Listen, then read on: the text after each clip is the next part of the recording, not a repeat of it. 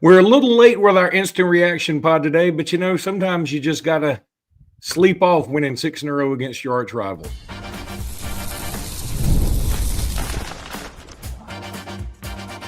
You are Locked On Bama, your daily podcast on the Alabama Crimson Tide, part of the Locked On Podcast Network, your team every day. Hey, everybody, and welcome back into Locked On Bama, AHSA Radio Network's Luke Robinson, that's me. Alabama internet legend Jimmy Stein, that's him. I want to thank you everydayers for watching us and listening to us every day because you help make Locked On the #1 sports podcast network in the country, and we are part of that. So we appreciate you guys. This episode is brought to you by Game Time. I'll talk about Game Time in just a little bit. Jimmy, I was there. It was weird. I maybe partied a little bit too hardy, but that's okay. But it was weird. It was just a weird, wild game. Typical Iron Bowl stuff and then some atypical Iron Bowl stuff. In the end, Alabama wins. Kalen DeBoer's gutsy 4th down call. Thank God I was drinking at the game because I would have been losing my mind. I was sort of calm about it. When he called it, I was sort of like, yeah, that's the right call. Somebody said, hey, I heard on the radio this morning, somebody said, well, wasn't that a chip shot field goal? We don't have those. Now, I will give Connor Talty credit. He made a 45-yarder to kick things off. I think it was 45 yards, right? I just know he's 2 for 2. I can't spit out the yardage and don't have it in front of me. But I thought Connor Talty redeemed himself. Yes, to the point that it'll be really interesting to see what they do in the transfer portal with Talty. But the Talty that kicked last night is an SEC starting kicker. There's no question because that took some guts to come back. He was booed in his home stadium and then goes to the toughest venue in the league for Alabama to play in and ice water in his veins. And hey, in a 1-score game, yeah, each of those field goals was big. Heck, all of the extra points were big. So shout out to Connor Talty, one of many heroes that we'll discuss today. And I'm going to use that word. A lot of heroes for Alabama last night. Connor Talty was among them. Well, I think you said it perfectly. Auburn isn't the toughest place to play in the league. It is the toughest place for Alabama to play in the league. 100%. It's not the toughest place for a lot of other people to play, but for us, it's very, very difficult.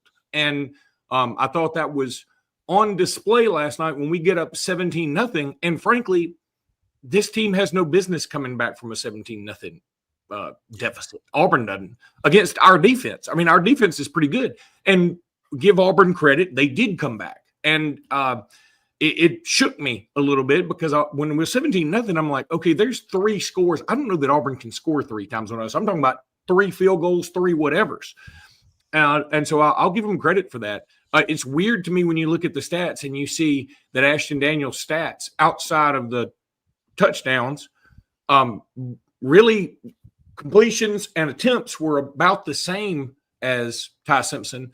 But the yardage, he more than doubled his yardage. That's crazy. That's Malcolm Simmons. Malcolm Simmons had a huge night, in part because, and we'll talk about some failures too, but there were some busts. I was a bust and just a bad play, and I hate singling out Dijon, but that was Dijon's issue. And it reminded me of, and let me go negative here for about 30 seconds because that's all the negativity that's deserved here. I noticed several times last night there were a handful of bad plays by Alabama players. And I saw Dijon Lee give that up. I saw Caleb Edwards miss some blocks. I saw Michael Carroll clearly miss an assignment on one play. And it's pretty rare I can watch a game and sort of tell a miss assignment. Most of the time we can just tell when somebody gets beat. But he missed an assignment once where he just blocked the wrong guy. I'm sure that was the case on one play and maybe more. But my point is, what do they all have in common there? Freshmen. They're still freshmen. I know they've played in a lot of games and people like to say things like, well, once you've played, a whole season, you're not a freshman anymore. You know what? You're still a freshman. You're still a freshman and you've never played at Auburn. And this is only your 4th SEC road game of your life. And it's just to me a reminder, and I will remind myself next year when we're projecting next year's lineup, that I know we're so eager to see freshmen, but it's hardly ever a great idea. Ideally, you want mature, experienced, older kids in the lineup. Say Mincy had a rough couple of snaps in a row, true sophomore. And by the way, as much as I complain about Kane Womack playing a lot of guys, and I know a lot of people disagree with me because look at the depth. Hey, Mincy gave up 2 plays in a row that really started the Auburn onslaught. And when Mincy was on the field, you know who's off it? Bray Hubbard. Mincy's in, Hubbard out. Mincy gives up 2 plays. That's what I'm talking about when I'm like, Womack plays too many guys. And that's exactly an example of what I'm talking about. Now, that said, I do agree that the defense is great. 100% credit to Kane. And building the depth is great. 100% credit to Kane. But it is something that is going to take a long time for me to get used to, because I saw the other guy do it for 17 years another way. And I sort of got used to it, where the best players played, nobody else played. I sort of like it. But that said, that's about all the negativity I'm going to get into today, because I couldn't be happier for Kalen DeBoer, the players, and the coaches. They deserve all the college football playoff accolades. All right, and I'm with you, and we're not going to allow much negativity. I just want to say this before I forget it, since we're on a roll, that I'm shocked Lottie Brooks didn't play a little better. I thought he was going to have a big game. I really did. Of course, I've said that every game this year, and because I'm firmly in this kid's corner. And then somebody brought it up in the comments. I don't know what it is with us and taking the play clock down to way past where it needs to be before we get set up. I mean, it's crazy. We burned 2 timeouts midway through the first quarter again. I mean, it seems like we do that a lot. I wish we quit doing that. Now, having said that, let's move on to positivity. I thought, again, Talty has got to be one of the big stories. Kalen DeBoer's he sort of bought a Pac-12 mentality of let's just go for it. And 10 years ago, I would have said that stuff's not going to work in this conference. I think things have changed, and I think now the analytics, the numbers say do things like this. Go for it a little bit more. And I was worried, okay, even if we kicked the field goal, there was no doubt in my mind 1,000% that they would have kicked a field goal to send it in overtime because they have a great kicker. So I thought it was sort of a no-lose situation, because if we get stopped, they've got it 1st and 10 with about 96 yards to go. And, I think we could have held them potentially. But if we kick the field goal, there's no doubt, just knowing Jordan-Hare and the whole thing, that they would have kicked the field goal to send it overtime. And then it's luck of the draw kind of. I mean, we've seen really good Alabama teams play really bad Auburn teams in overtime, and it gets kind of nutty. I loved his quote. I'm so impressed by the quote. I know it was not something that he said on the sidelines in the decision to go for it on 4th and 2, but his post-game quote of, well, it was 29 yards closer than the last 4th down we had to make here to win. And I love how he said that, because I felt at that moment, wow, he really is one of us. Kalen DeBoer didn't coach that game, but he did say we. Yeah, it was 29 yards shorter than the last one we needed to win here. That's such a great line on so many levels. That's not why he went for it. But I thought, Kalen DeBoer has made a reputation for himself nationally being a great big game coach. And this was a big game. I know people looked at the 5-6 by Auburn's name and they're like, oh, this isn't a big thing. Well, they don't know the SEC, and they don't know Auburn, and they don't know Alabama Auburn, and they don't know Jordan-Hare. It was a big game. Kalen DeBoer is a big game coach because of that decision. Most coaches would have kicked the field goal. Kicking the field goal was probably the right thing to do. DeBoer is a big game coach and understands that's how you win big games. And that's why he did it without much hesitation, although there's a great TV shot of him exhaling a breath after tackle play. He knew that so much depended on that play beyond just the scoreboard. That was a boy, they're going to love me or hate me, if this blows up in our face. But boy, what a gut scene. How about Ty beat up, not playing great, in part because beat up and got sacked and hit a million times last night. I can't believe he finished the game. It was so bad. I mean, Ty just finishing the game was heroic based on And then he threw, I thought, his best pass of the night, the slant to Isaiah Horton on the 4th down. It was just in traffic, dead on the money, dead on time, best throw of the night. Zay Horton, Ty Simpson, 2 more heroes for their performances last night. Heroes. Yeah, they were great. Hubbard deserves, Hubbard. all the love. Both turnovers. Yeah, he's a fault. He's a cause of both fumbles. I was going to say forced him. He didn't really force him. The interception was on a tip, right? I forget who did. Auburn tip it or we tip it? Auburn tipped it. It was a pretty good throw from Ashton Daniels, and Auburn had a difficult time with drops last night. So did Alabama, but Auburn had an even worse problem with drops. Their season high number of drops, but it hit an Auburn receiver. I can't remember which one. It wasn't Coleman or Simmons or Singleton, but it hit it or Auburn player in the hands, popped up in the air, and Hubbard was in the right place at the right time. But we did say last week on the show, not that it was rocket science, but we did say turnovers are going to decide the game in a 1-score game in the 4th quarter. Played exactly like we said, 1 score in the 4th quarter. Turnovers decided it. Without the 2 Bray Hubbard turnovers, I don't know that Alabama wins the game. Bray Hubbard, the heroiest. I guess there's an actual word called heroic. The most heroic. Yeah, but that's not saying heroic isn't heroic enough for this. I think heroiest is like good. heroiest. Like sometimes it's just the current existing word is not enough of a word to say what you want to say. And boy, did I make some new ones last night. I was the most emotional I've been during a game. I guess Scorsese wrote Goodfellas. He would have been embarrassed to have been in my living room last night. It was just a 3-hour F-bomb. That's what it was. It was Singleton that it was Singleton. Okay. And he had a horrible night. Just a horrible night. Dijon made a great play, though, knocking the ball out from Singleton was going to have a reception one time. Dijon just got his hand in there and raked it out. Let me say this, too. I'm going to really enjoy watching the replay because, frankly, I had way too much rum. Yes, rum. I don't know why. It's just I wanted to be happier at the game than I needed to. So my first trip to Jordan-Hare, I drank rum, and literally I was very young. I was freshman age, and there for an Auburn game that Alabama was not playing. I was just watching Auburn play Florida State, I think, and so I was Luke, but at like 18 years old, which I'm not sure what that says about either one of us. Yeah, it was a bad call for a 53-year-old to drink rum at your biggest rival's other stadium. But I did it. I got to own it, and here we go.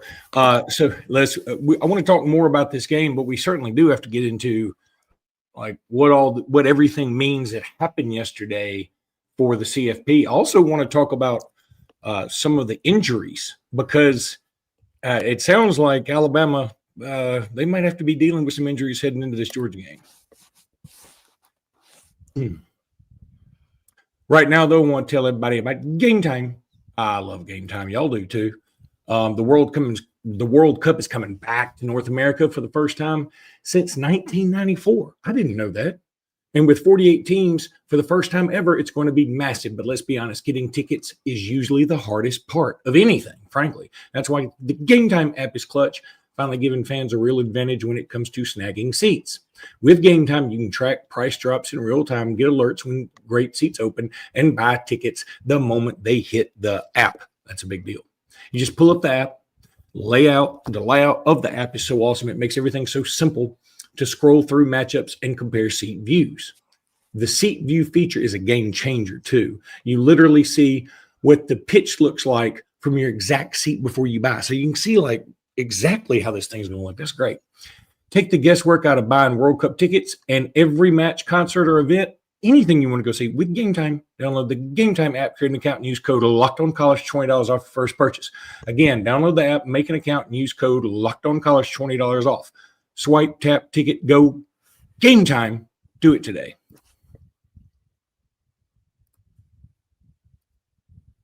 Okay, so going back to this game for a second, statistically, it's one of Alabama's uglier games of the year.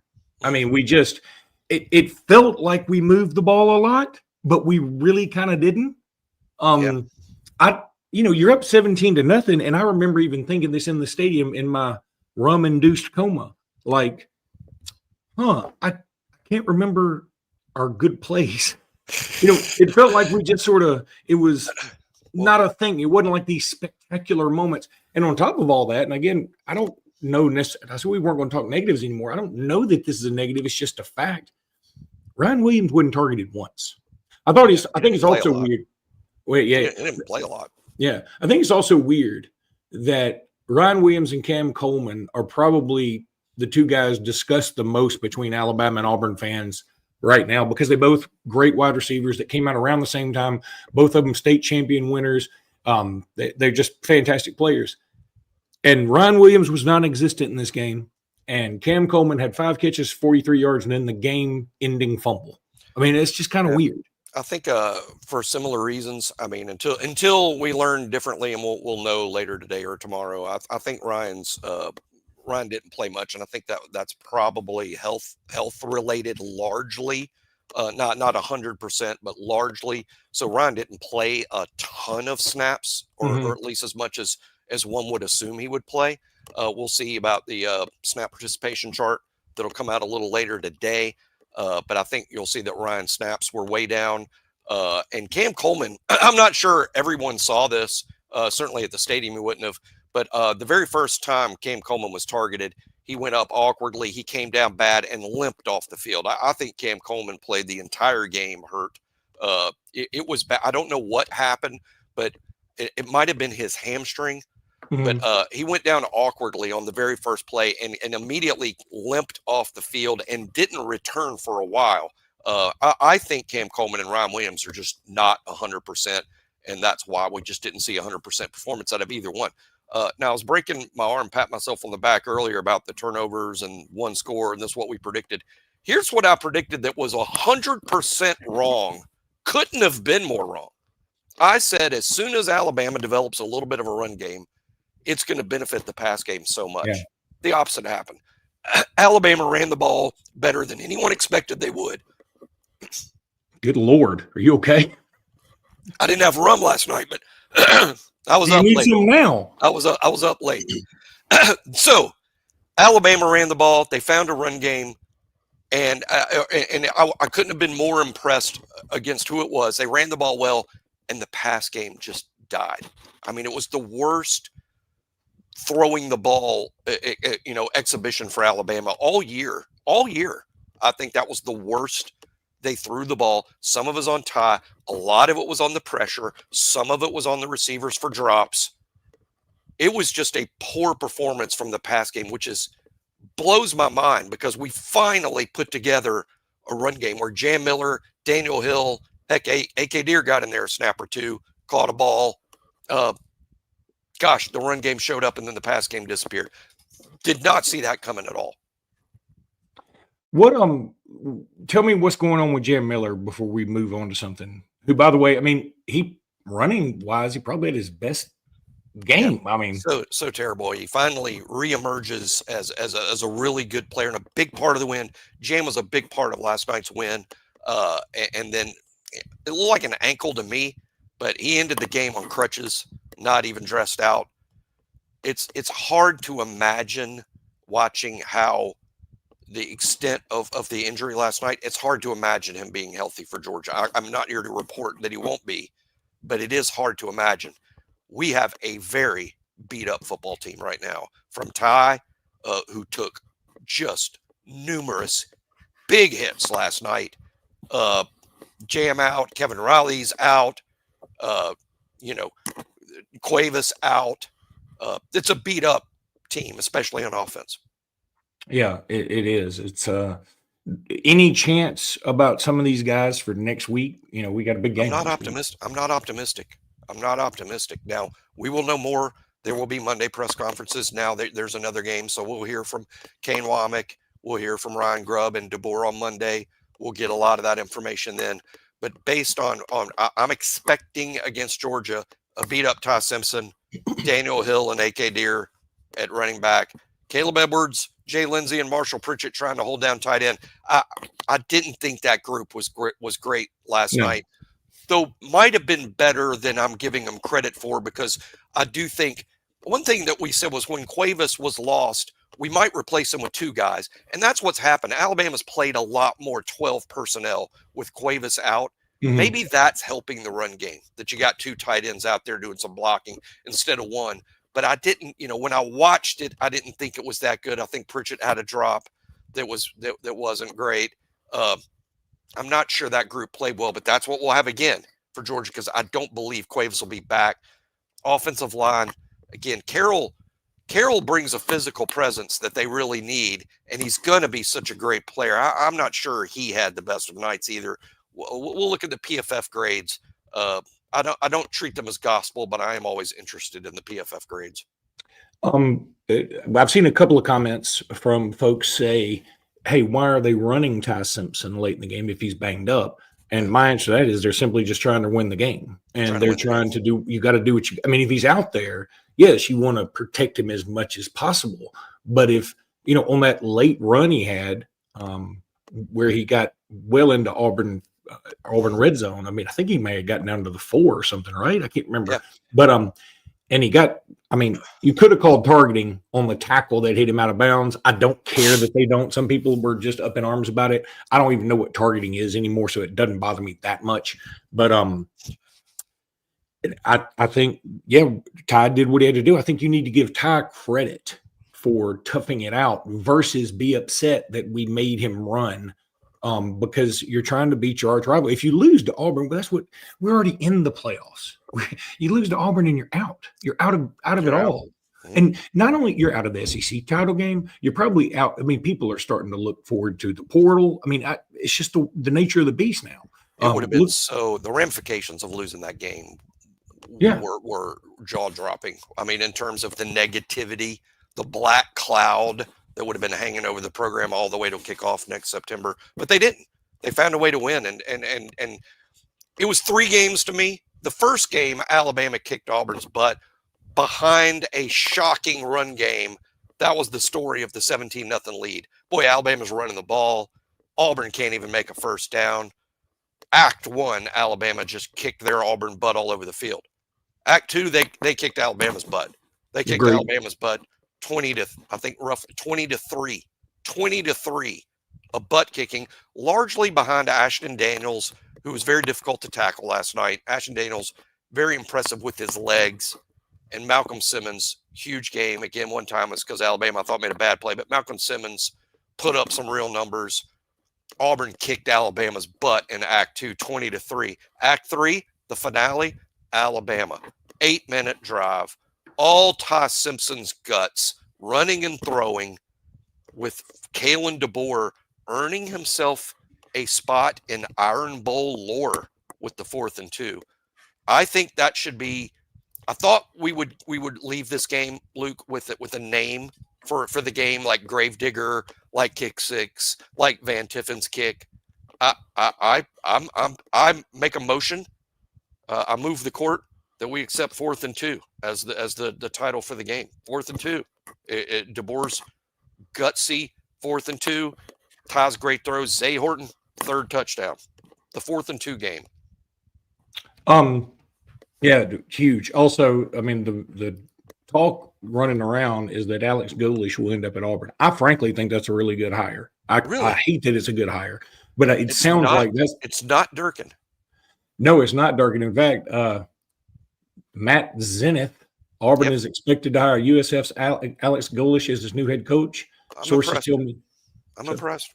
I think it's a good hire. I really do. When I heard they had an announcement at 10 a.m., I thought, gosh, that's probably Durkin. But that's a good hire. And once again, leave it to Auburn. You know, they want to hire the Bama nemesis. And Alabama has lined up against Alex Golish twice, is 2-0, but it's been a struggle. You mean Alabama's 2-0? Alabama's 2-0 against Alex Golish, but it's been a struggle, both games. He has done well against Alabama. I'm not saying that's why they hired him, but gosh, but between Didn't Bruce hurt. Pearl and Hugh Freeze, and it just seems to Alabama fans like they're always hiring the guy that gives Alabama trouble. Once again, they've done that here, and I'm impressed that Alex Golish is the hire and not Durkin. That's gonna, boy, I wonder where Ole Miss is gonna go, because I was predicting that Golish would possibly end up at Ole Miss, because obviously Ole Miss and Florida are going to fight over Summerall. Whoever loses the Summerall tussle between Ole Miss and Florida, it looks like Ole Miss is going to lose it. I'm not sure where Ole Miss goes. And Arkansas has hired Silverfield, so the guy from Memphis. Which, okay, I mean, whatever. But let me say one other thing too. That doesn't move the needle with me. That guy's a great offensive line coach. And maybe I'm wrong. He gets the chance to prove me wrong. I'm not. That doesn't move the needle. I'm more impressed with the Auburn hire. Yeah, I don't think there's any doubt about that. Let me say this too, that I've seen, of course, Auburn folks love to harp on officiating, and they said that the pass interference call a little late in the game. What I saw on the replay, I probably wouldn't have called pass interference myself, but when I was where I was watching it from in the stadium, I thought he clearly had his arm around him. And seeing several replays, I don't agree with that anymore. But what you're asking these officials to do is to see something, they believe it, and then they throw the flag, and then you can see 5 different replays and go, oh, maybe he wasn't right about that. Yeah, the officials don't have a replay on those. They just got to call it as they see it. And if Auburn fans are upset with officials, fine. Guess what? I'm upset with them too. So yeah, I mean, another thing was the roughing the passer. At first, I didn't get it. When at the game, I was like, what are they talking about? And he went low. And so maybe it looked worse than it was. But you could really get somebody hurt like that. So I'm okay ABC rules expert, literally wise there. It's his job. He was fine with the call. He thought it was the right call. Yeah. Anyway, well, we're going to talk about what this does. We'll talk more about this game during the week, but I mean, it's a big day today. Super quickly, because Alabama did get a commitment from a JUCO offensive lineman yesterday, Tyrell Miller, BOL, Bone, once again, on top of things. Bone's been hinting, watch for a JUCO offensive lineman, watching them. So they had to sit on this. I think Alabama wanted to keep it quiet because they liked this kid. And see, as soon as it becomes known to everybody that Alabama's all over a guy, then all people piggyback on Alabama offers. Alabama tries to, if they find somebody, they'll once in a while try to keep it quiet. I think that's what happened here. JUCO offensive lineman, hadn't been playing football very long. Love the upside. Don't know a lot about him. I'm not going to sit here and tell you all know any more about him than what Bone tells us about him, because it's such a brand new name to everybody. But I like the idea of a basketball player turned offensive lineman. Probably means he's got some feet and some athleticism. Didn't play football till late in his life. Didn't play football the first time till the 12th grade, which explains why he's in JUCO, which explains why he's in need of this is a developmental guy. But Alabama likes what they saw at 6'5", 300. He will be here in the spring. Probably not a guy I would say today is going to be in the starting lineup. But let's see. He's going to be older than these freshmen that are showing up. So interesting pickup for Alabama yesterday, Tyrell Miller. Want to tell everybody about Omaha Steaks now. Man, I love these things. And this is, I'm not kidding, way before they became a sponsor. My dad loved to send my children in Ohio steaks all the time. Like the hamburger, they got hamburgers, they got everything, and they love all the sides too. So Omaha Steaks has been pretty good to us. The holidays always feel a little easier when you already know the perfect gift, and Omaha Steaks makes it almost too simple. Whether you're treating yourself this season or sending something memorable to family and friends, Omaha Steaks delivers handcrafted perfection right to their dough. And this week is the best time to jump in because their cyber sale is here and the deals are huge. You want to go check them out. Save big on unforgettable gifts with Omaha Steaks. Visit omahasteaks.com for 50% off site-wide and an extra 20% off select favorites during the cyber sale. And an additional $35 off when you use promo code college. That's a lot of money off. That's omahasteaks.com, promo code college. Terms apply. See the site for details. Okay, so again, lots to talk about from this game. I'm going to probably watch the game again at some point so I can soak it in a little better. It's just different when you're at the game. It's different when you're at the game and it's a night game and it's your arch rival and you've been tailgating since 11 and somebody gave you way too much rum. It's their fault. So it's different. But Jimmy, the CFP, okay. I personally believe this. You and I have been saying this without a shadow of a doubt, and I still believe it. We're in, right? You believe that, right? I mean, you don't put a caveat in there. I'm saying you believe it. No, I actually don't. What? No, I believe that there is a very realistic scenario that could cost Alabama big time, and that's the thing to watch Tuesday. Is this? This is the concern. I have one concern. I do believe Alabama Tuesday is going to be in. They'll be the 10th team. That's the last team in, and they'll be in. The huge problem here is BYU. That's the big problem. They're going to be directly behind Alabama. If they beat Texas Tech on Saturday, then BYU is in automatically. That means someone who's in has to come out, and Alabama is the final team in. So I will be, until that doesn't happen, I'm going to be concerned about it. Now, that said, I think I'm going to pick Alabama to beat Georgia and make it elementary anyway. So even with all those injuries you just mentioned, Georgia is also very beat up. These are two beat up mash unit football teams. I watched Georgia play Friday against Georgia Tech. That did not look Friday like a team that's going to steamroll Alabama. It didn't look like it. I think it's going to be tight. I'm predicting yet another one-score game in the fourth quarter, just like it was against Georgia the first time, like it was against Auburn last night. But no, I will be worried about the BYU Texas Tech outcome because, again, if BYU gets in, plays their way in, they're the only championship game where that can happen that's going to affect Alabama. If BYU beats Texas Tech and they're in automatically, I know a lot of you will say, well, then Texas Tech will fall out. Oh. I'm not so sure. I'm not so sure they will. In fact, I will say I don't believe they will. So I don't know. I would be on your side with that if Texas Tech were undefeated. They're not. They have a loss to Arizona State. And if they lose to BYU, then they get another loss. So I think they would fall out. And then you compare the two resumes, and it's apples and oranges. Now, again, the committee comparing their resumes right now, and Texas Tech is 6 and Alabama's 10. Agreed. I hear what you're saying. I do. I understand that. And that the resume changes with a loss to BYU. That is why the committee is talking out of both sides of its mouth, and that part is scary. But I truly believe we're in, barring – now, look, there could be caveats. If Ty Simpson were to get hurt, meaning can't play hurt, and then you look at the Florida State situation from a few years ago when Alabama get in because Florida State lost their quarterback, I could see they're factoring something like that in. Forget even Ty Simpson. It could be somebody else. So yeah, I could see something like that, but I feel pretty good about it. I feel pretty good about being in now, and we've done enough. And I know that beating Auburn in the eyes of some people isn't that big of a deal. If you follow college football, whenever you win this game, doesn't matter what the records are, it's a big deal. Yeah. Oh, and Alabama's win over Auburn should be enough, not just the playoff stuff. And by the way, I think Alabama should be? I think Alabama should be in with I would have Alabama higher than 10th. I think they should be ahead of Notre Dame. And I think the committee should make this about resume. They should make it about the metrics. They should make it about the numbers. They should make it about strength of schedule. Mm-hmm. This committee seems just intent on making it about eyeball test and football judgment. There's a number of coaches in the room making it about football judgment. I'm not saying I know more ball than them. I certainly don't. But I know this. If you're going by eyeball test, they need to remember who they're playing. Yes, Texas Tech looks good. Who are they playing? No wonder they look good. If we played 12 FCS teams, imagine the numbers that people like Jam Miller would have. People like Daniel Hill. How many yards would Daniel Hill have rushed for this year if Alabama played 12 Eastern Illinois?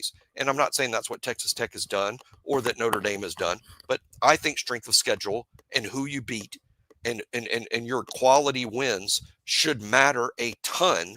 But this committee seems to be going, well, this is how they look like to us. Alabama doesn't run the ball very well and stuff like that. It's outrageous to me, but I think Alabama should be with anything. I mean, honestly, that was the dumbest comment. Well, outside of his 6-7 thing, which we had technically ruined weeks before he did. Yeah, we did. We did.